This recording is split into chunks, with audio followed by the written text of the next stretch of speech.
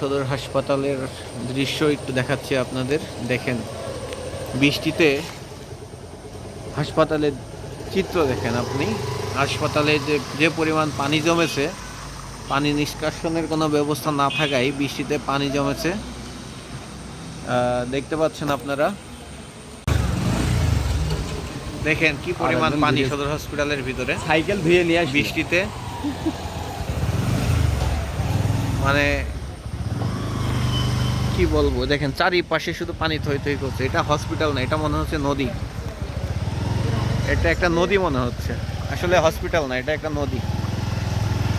কি পরিমাণ পানি, তত্ত্বাবধায়ক কি করে আল্লাহই জানে। দেখুন কি পানি। তো সদর হসপিটালের এই দৃশ্য আপনারা দেখতে পাচ্ছেন। দেখেন চারিপাশে পানি থই থই করছে। এই হচ্ছে আমাদের সদর হসপিটাল।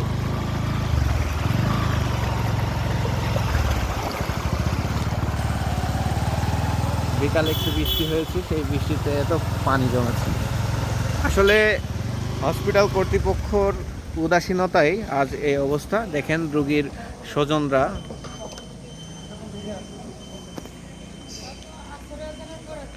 দেখেন রোগীর স্বজনরা এখানে যাচ্ছে, এই পানির ভিতর দিয়ে যাচ্ছে তারা, আপনারা দেখতে পাচ্ছেন।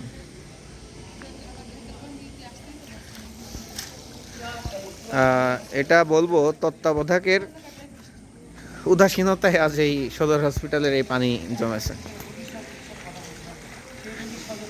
দেখেন এখানে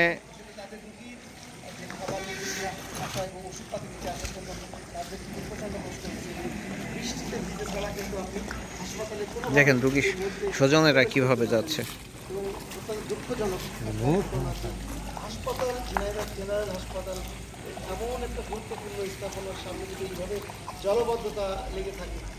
আপনারা দেখতে পাচ্ছেন সদর হসপিটালের রোগীর স্বজনরা এভাবেই পানি পেরিয়ে তারা রোগীর কাছে খাবার নিয়ে যাচ্ছে। সদর হসপিটালের প্রতিদিন কয়েক হাজার রোগী এখানে সেবা নিতে আসেন, সেই সাথে এখনও কয়েক হাজার রোগী এখানে ভর্তি রয়েছে। সেই সময় যদি এখন যদি এই বৃষ্টিতে যদি এই পানি হয়, এখানে দেখতে পাচ্ছেন দুটো বাচ্চা আসছে এদিকে। আপনারা একটু দেখাতে পাচ্ছি। আরে এদিকে আসেন, আসতে দেন না, কে বোঝেন না কি জন্যে। দেখেন হসপিটাল থেকে তারা কিভাবে পানি পেরিয়ে আসছে। ভাই একটু কথা বলতাম ভাই, হসপিটাল থেকে আসছেন তো? হসপিটালে রুগী আছে আপনাদের? আচ্ছা, এই যে পানি জমেছে, এর মধ্যে আসতে যে কি সমস্যা হচ্ছে একটু বলেন তো। হসপিটালে হঠাৎ তো পানি জমেছে কেন? দেখে তো নদী মনে হচ্ছে, একটু বলেন তো ভাই। কোনো সমস্যা হচ্ছে কিনা আসতে? সমস্যা তো আছে, সময় কাপড় ভিজে আছে যে আবার সমস্যা আছে দেখি। আপনারা দেখতে পারলেন একজন রুগীর স্বজন, তিনি বললেন যে রুগী উপরে রেখে সে বাইরে যাচ্ছিলেন, সে বাইরে যেতে এই পানির জন্য প্রচুর সমস্যা হচ্ছে, কাপড় চোপড় ভিজে যাচ্ছে। আসলে তিনি জানালেন যে হসপিটালে যে পানি নিষ্কাশন ব্যবস্থা অর্থাৎ ড্রেনেজ যে ব্যবস্থাটা একদমই নেই বললেই চলে, যার ফলে এটা চলেছে। এর আগেও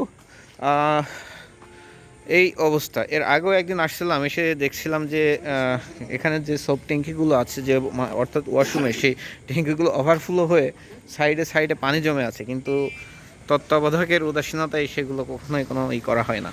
এখন আমি আর একটু দেখানোর চেষ্টা করছি। এখানে আর একটা ইজি বাইক আসছে, হয়তো অর্থাৎ রুগী নিয়ে আসছে। দেখেন দেখেন কি অবস্থা হসপিটাল। আরেক ভাই মোটর সাইকেল নিয়ে যাচ্ছে, আপনারা দেখতে পাচ্ছেন। এই হ্যাঁ,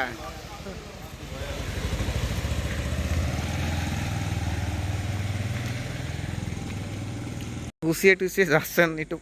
দেখেন একজন রুগীর স্বজন রুগীর জন্য খাবার নিতে আসছিল, খাবার নিতে এসে যে পানির অবস্থায় সে এখন প্যান গুটাচ্ছে, যে নদী পার হতে হবে তার এখন যেতে। হসপিটালে রুগীর কাছে যেতে নদী পার হতে হচ্ছে নাকি ভাই? নদী তো পার হতে হচ্ছে, এমন অবস্থা। পানি নিষ্কাশনের ব্যবস্থাটা করা হয়, ড্রেন ফ্রেন করা হয়, সেটা কোনো বেশ ভালো হয় আর কি। পানির জন্য তো আসলে খুব খারাপ অবস্থা। আপনি কোথায় খাবার নিতে গেছিলেন নাকি রুগীর হ্যাঁ, জন্য? খাবার নিতে গেছিলাম। ও আচ্ছা আচ্ছা, এই প্যান্ট গুটাচ্ছেন একদম, মানে খাবার নিয়ে যাতে আছে পানির জন্য। আচ্ছা ঠিক আছে ভাই, ধন্যবাদ। আপনি দেখতে পাচ্ছেন একজন রুগীর স্বজন, তিনি বাইরে থেকে খাবার নিয়ে প্যান গুটিয়ে তিনি চলে যাচ্ছেন হসপিটালের মধ্যে। আমি আরেকটু জিনিস দেখাই, দেখেন এই এই এই যে এই ইজি বাইকে রুগী বহন করে নিয়ে যাচ্ছে, রুগী নিয়ে যাচ্ছে, দেখেন যে পানি।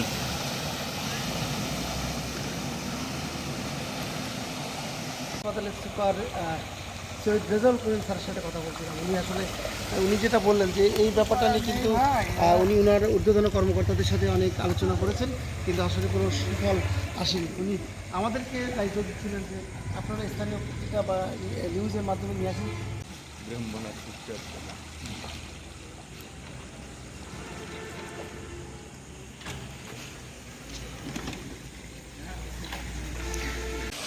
হ্যাঁ, দেখেন হসপিটালের স্টাফরা পর্যন্ত নদী পার হচ্ছে বাইসাইকেল চালিয়ে।